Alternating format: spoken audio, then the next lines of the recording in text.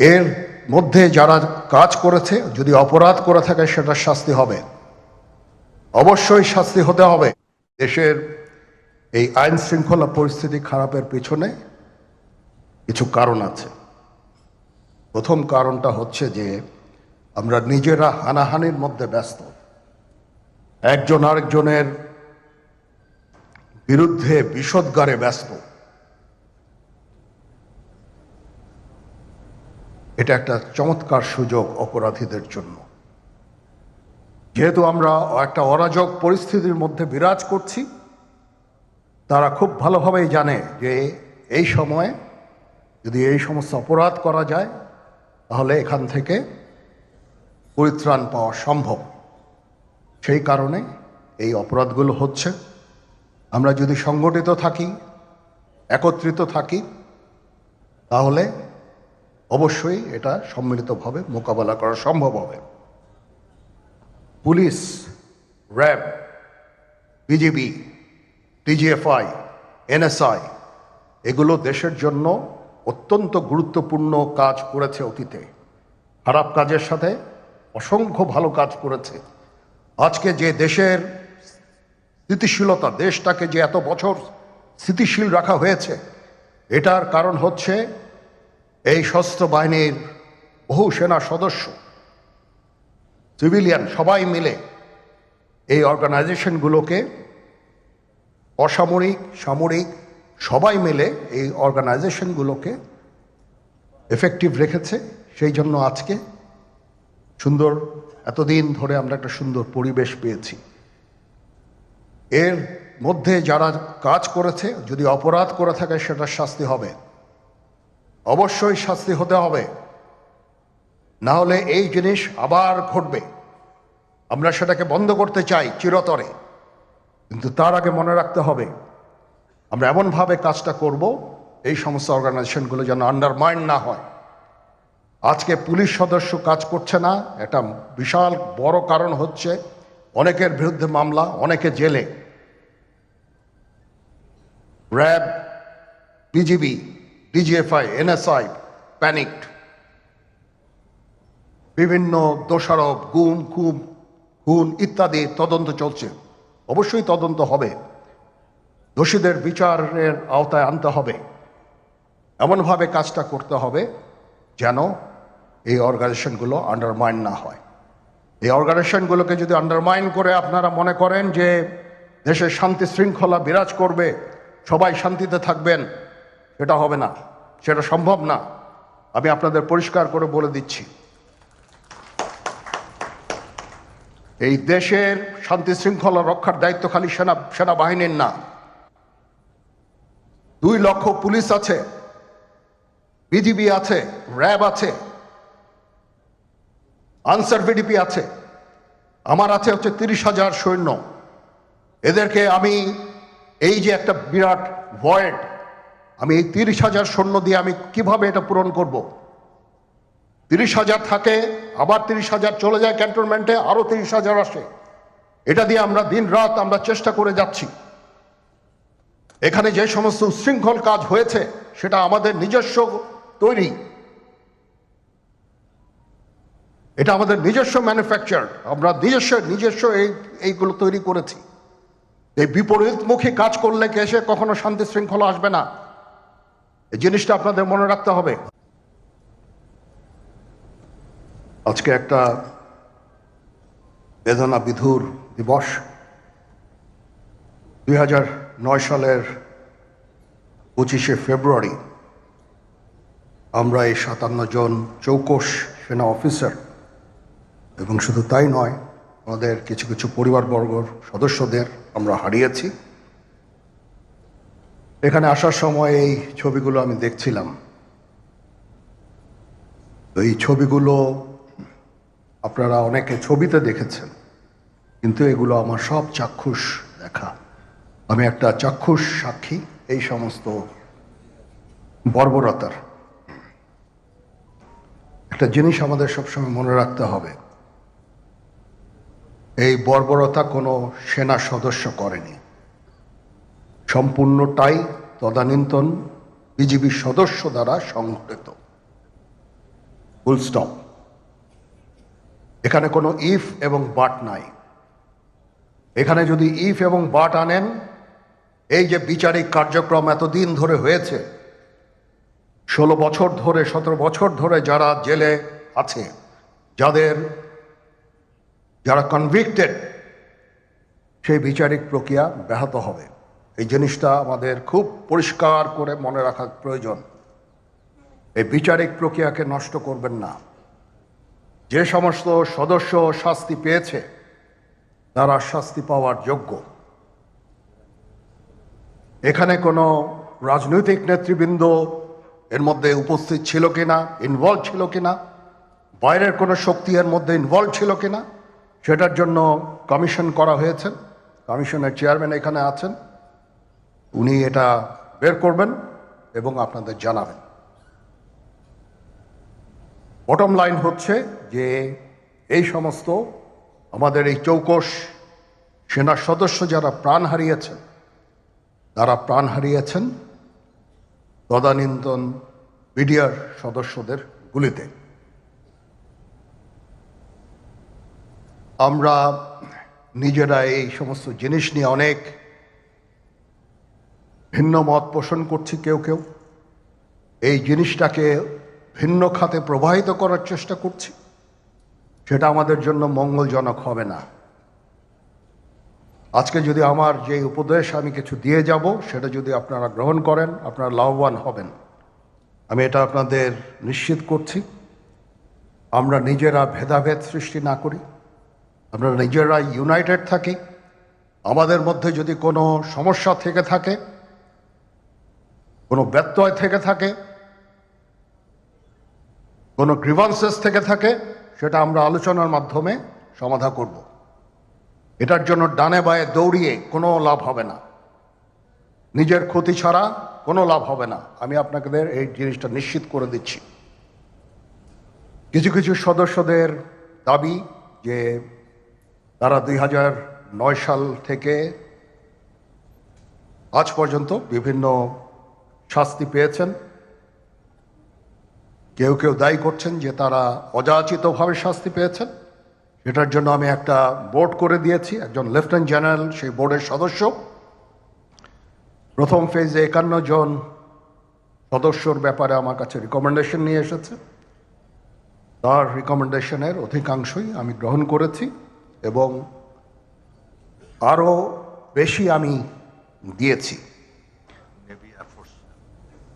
Navy এয়ারফোর্সও তাদের এই কার্যক্রম চালিয়ে যাচ্ছে। আমার স্ট্যান্ড পয়েন্ট হচ্ছে, যদি কেউ অপরাধ করে থাকে সেটার জন্য কোনো ছাড় হবে না, বিন্দু মাত্র ছাড় নাই। আমি আপনাদের পরিষ্কার করে দিচ্ছি, it is a discipline force. Discipline ফোর্সকে ডিসিপ্লিন থাকতে দেন। আজকে এই যে দেশের ক্রান্তি লগ্নে সমস্ত বাহিনী, সমস্ত অর্গানাইজেশন বিপর্যস্ত হয়ে পড়েছে। খালি সেনাবাহিনী টিকে আছে, বিমান বাহিনী টিকে আছে, নৌবাহিনী টিকে আছে। কেন? Because of discipline. তারপরেও আমি আমার অফিসারকে আদেশ দিয়েছি, যদি সামান্যতম কোনো সন্দেহের অবকাশ থাকে, কোনো কার বিরুদ্ধে যেই অ্যাকশন না হয়েছে, অপরাধী কিনা যদি সামান্য কোনো সন্দেহের অবকাশ থাকে, সেটা তাদের ফেভারে যাবে। এটা হচ্ছে আমার ঢালাও নির্দেশ। সেই হিসাবে বিভিন্ন প্রস্তাব আমার কাছে এসেছে। কোনো কোনো প্রস্তাবে আমি আরও আমার নিজে থেকে যোগ করে আরও বেশি আমি দিয়েছি। এভাবে পর্যায়ক্রমে অফিসাররা অ্যাপিয়ার করবে, আসবে এবং তাদের এই জিনিসগুলো আমরা দেখব। দেখে যদি মনে হয় যে তাদেরকে করার অবকাশ আছে কিছু, অবশ্যই আমরা করব। এটা ন্যায় নীতিতে আমরা প্রতিষ্ঠিত থাকব ইনশাআল্লাহ। আপনারা কিছু মনে করবেন না, আজকে আমি একটু পরিষ্কার করে আমি কথা বলতে চাই। আপনাদের সবার হয়তো ভালো নাও লাগতে পারে, কিন্তু বিশ্বাস করেন, আমার এটা যদি আপনারা গ্রহণ করেন, আপনারা লাভবান হবেন, কোনো ক্ষতি হবে না দেশের। আমার অন্য কোনো আকাঙ্ক্ষা নাই। আমার একটাই আকাঙ্ক্ষা, দেশ এবং জাতিটাকে একটা সুন্দর জায়গায় রেখে ছুটি করা। I had enough. Was last 7-8 months I had enough.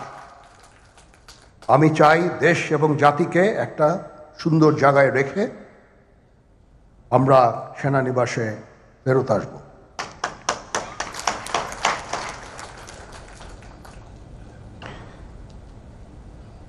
আরেকটা জরুরি বিষয় যেটা আমি ভাবলাম যে আপনাদের সাথে আমি শেয়ার করি। দেশের এই আইন শৃঙ্খলা পরিস্থিতি খারাপের পেছনে কিছু কারণ আছে। প্রথম কারণটা হচ্ছে যে আমরা নিজেরা হানাহানির মধ্যে ব্যস্ত, একজন আরেকজনের বিরুদ্ধে বিষোদ্গারে ব্যস্ত।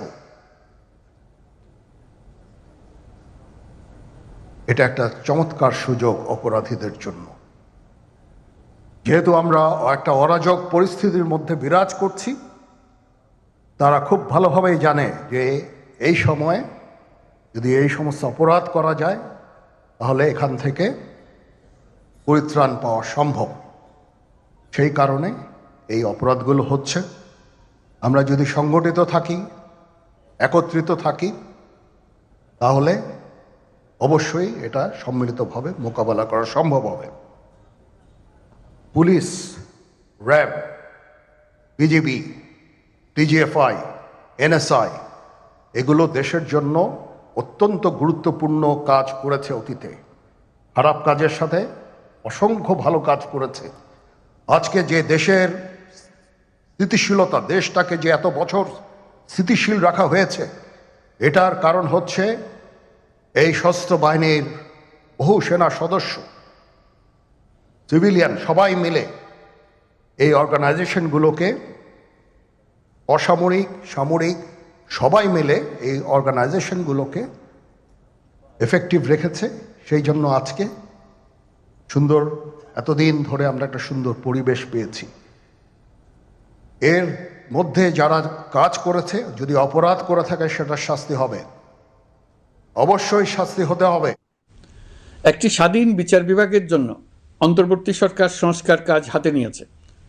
বিচার বিভাগীয় সংস্কার কমিশনের প্রস্তাবনা অনুযায়ী সুপ্রিম কোর্ট বিচারক নিয়োগ সহ যে সকল কাজ এই সরকার স্বল্প সময়ের মধ্যে করে যেতে পারবে, সে সকল কাজের অধিকাংশ ইতিমধ্যে সম্পন্ন করা হয়ে গেছে।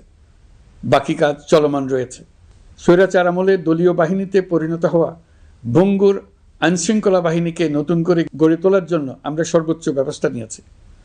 আইনশৃঙ্খলা বাহিনী দ্বারা কোনো মানবাধিকার লঙ্ঘন যাতে না ঘটে, সেই জন্য পুলিশ সদর দপ্তরে একটি সেল কার্যকর করা হয়েছে, যেখানে মানবাধিকার সহ পুলিশ সদস্যদের মাধ্যমে সংগঠিত যে কোনো অপরাধের বিষয়ে অভিযোগ করা যায়। এই সমস্ত সেল অন্যান্য আইন প্রয়োগকারী সংস্থার প্রধান কার্যালয়ও স্থাপন করা হচ্ছে। আসামিদের জিজ্ঞাসাবাদ হবে স্বচ্ছ কাচের ঘরে। হাজতখানায় বন্দীদের মানবিক সেবা নিশ্চিত করা হবে। অভিযান পরিচালনার সময় পুলিশ যেন জিপিএস ট্র্যাকিং সিস্টেম ডিভাইস সহ বডি ক্যামেরা পরিধান করেন তা নিশ্চিত করা হবে। পুলিশ যেন আর কখনোই কোনো আন্দোলন দমনে প্রাণঘাতী অস্ত্র ব্যবহার করতে না পারে, সেই ব্যবস্থা নেওয়া হয়েছে।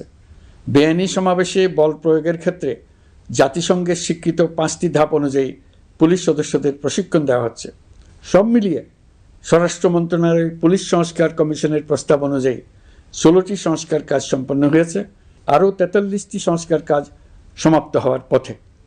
দেওয়ানি আইন, নারী ও শিশু নির্যাতন দমন আইন সহ বিভিন্ন আইনগত সংস্কার সম্পন্ন হয়েছে। সম্প্রতি সরকার ফৌজদারি কার্যবিধি সংশোধন অধ্যাদেশ 2025 অনুমোদন করেছে। এর ফলে এখন থেকে কোনো ব্যক্তিকে আটকের পর 12 ঘন্টার মধ্যে যত দ্রুত সম্ভব পরিবারকে জানাতে হবে।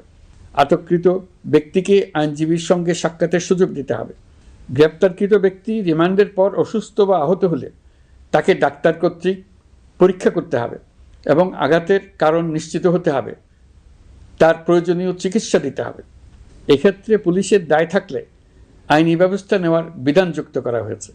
এই আইনের ফলে গ্রেফতার ও আটক নিয়ে মানুষের হয়রানি অনেক কমে আসবে, পুলিশের জবাবদিহিতা বাড়বে এবং বিচারের কাজ দ্রুততর হবে। পুলিশ সংস্কার কমিশনের সুপারিশ ছিল কোনো ব্যক্তি থানায় জিডি করতে গেলে অবশ্যই তা গ্রহণ করতে হবে। জিডি গ্রহণ করা ছাড়া থানা থেকে কোনো ব্যক্তিকে ফিরিয়ে দেওয়া যাবে না। এই সুপারিশের ভিত্তিতে সরকার সিদ্ধান্ত নিয়েছে দেশের সব থানায় অনলাইনে জিডি করা যাবে। এখন থানায় জিডি না নেওয়ার আর কোনো অভিযোগ থাকবে না। গণতান্ত্রিক চর্চার অন্যতম প্রধান শর্ত গণমাধ্যমের স্বাধীনতা।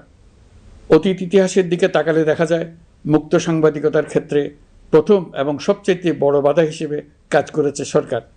অন্তর্বর্তী সরকার এইসব বাধা অপসারণে বিভিন্ন উদ্যোগ নিয়েছে। আমরা সমালোচনাকে উন্মুক্ত করে দিয়েছি। যে কেউ চাইলেই যে কোনো মাধ্যমে, সেটা মূলধারার গণমাধ্যম হোক কিংবা সামাজিক যোগাযোগ মাধ্যমেই হোক, সরকারের সমালোচনা করতে পারছেন। এমনকি রাষ্ট্রীয় গণমাধ্যমেও সরকারের সমালোচনা করা যাচ্ছে। নিকট অতীতে যা ছিল অকল্পনীয়। সাংবাদিকদের জবাবদিহিতা নিশ্চিত করার জন্য সরকার ইতিমধ্যে প্রেস কাউন্সিল পুনর্গঠন করেছে। আপনারা জানেন, সামাজিক যোগাযোগ মাধ্যমে প্রতিদিন বিপুল পরিমাণ গুজব ও অপতথ্য ছড়িয়ে পড়ছে।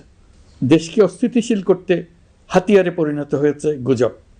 অপতথ্য মোকাবেলা করার জন্য সাংবাদিকদের সক্ষমতা বাড়াতে বিভিন্ন ধরনের প্রশিক্ষণের ব্যবস্থা নেওয়া হচ্ছে। স্বৈরাচারী সরকার আমলে সাংবাদিকতার ক্ষেত্রে বড় বাধা ছিল ডিজিটাল নিরাপত্তা আইন, যা পরে সাইবার নিরাপত্তা আইন রূপে আবির্ভূত হয়েছিল। আমরা এই আইনটি বাতিল করেছি।